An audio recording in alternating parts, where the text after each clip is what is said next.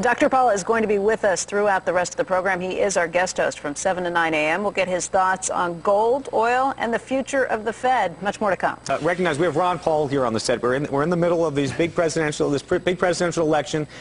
Whatever the economic number is or the unemployment number may be by the end of the year may ultimately decide all this.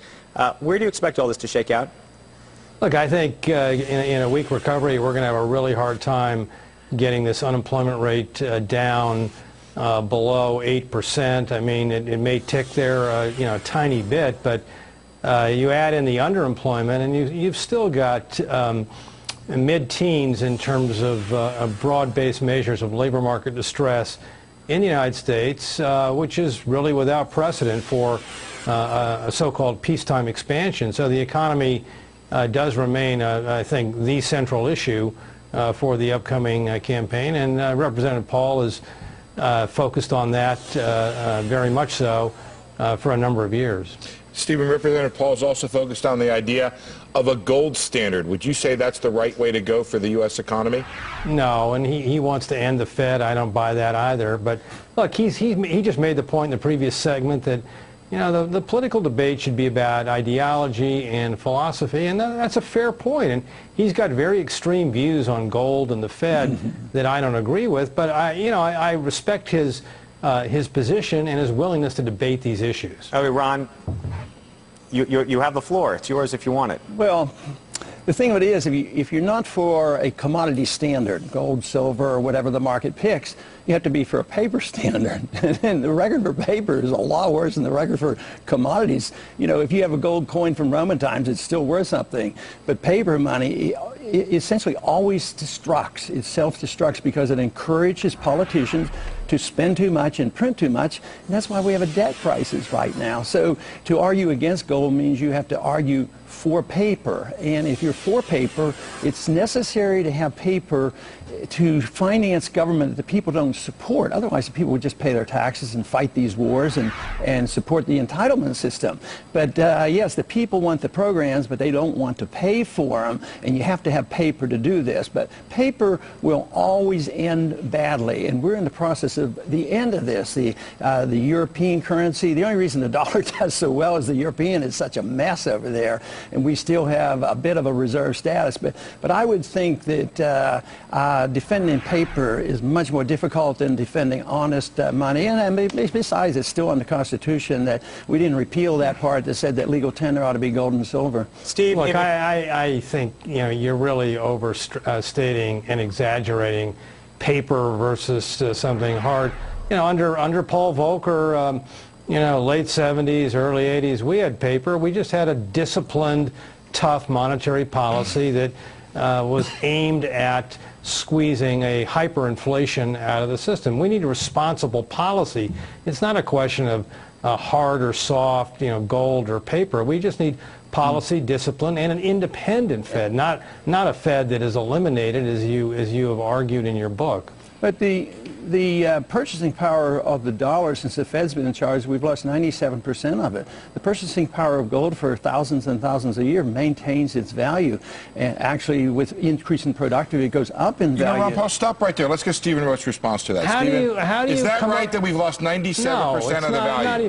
Not even close. I mean, I would challenge the congressman's numbers. How have we lost 97% of the purchasing power of the dollar relative to what? I mean, the American economy has done darn well. We're having problems right now. There's no question about it. We went through a horrific crisis, and part of that, you're correct in pointing out, reflected irresponsible monetary policy in the years leading up to the subprime crisis. But to be on television and tell the American public they've lost 97% of the purchasing power of their currency is, I think, really irresponsible. Okay, what about, when the Fed took over, the ratio was $20 to an ounce. Today it's $1,650 to an ounce. What percentage is that? That has to be awfully close.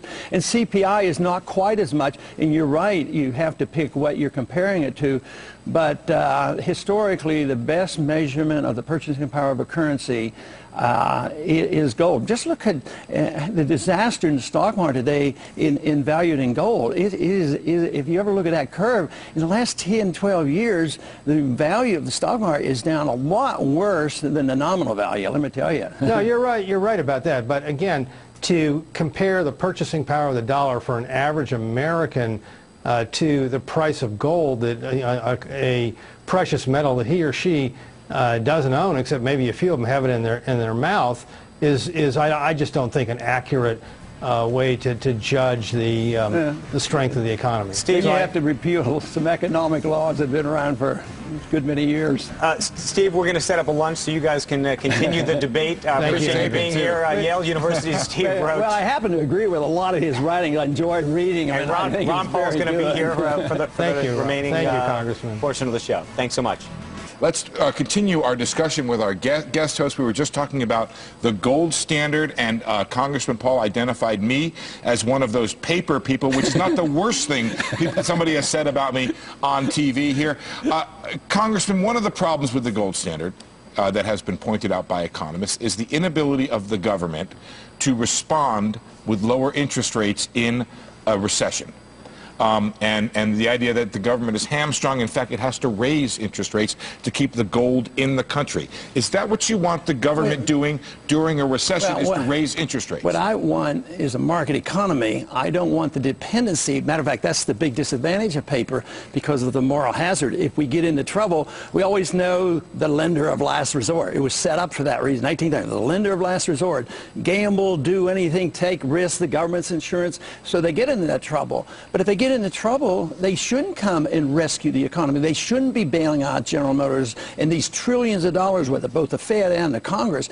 That was set up. The mortgage, and I complained about that for 10 years. You know, this line of credit of Fannie Mae and Freddie Mac, that is the moral hazard. Paper money is a moral hazard, encourages people to make a lot of risky investment, malinvestments, and they overdo things. They overinvest. A lot of times they talk about the inflation, they talk about the price level, but really the biggest problem with inflating the money supply and giving you artificially low interest rates is the malinvestment. People overinvest in investing in areas that they shouldn't be investing in, so you shouldn't guarantee that they're going to be bailed out. But it is conventional wisdom that one of the reasons why the recession in 29-30 became a Great Depression was because of the gold standard. And there's research showing that those countries that got off the gold standard the quickest were the quickest to recover.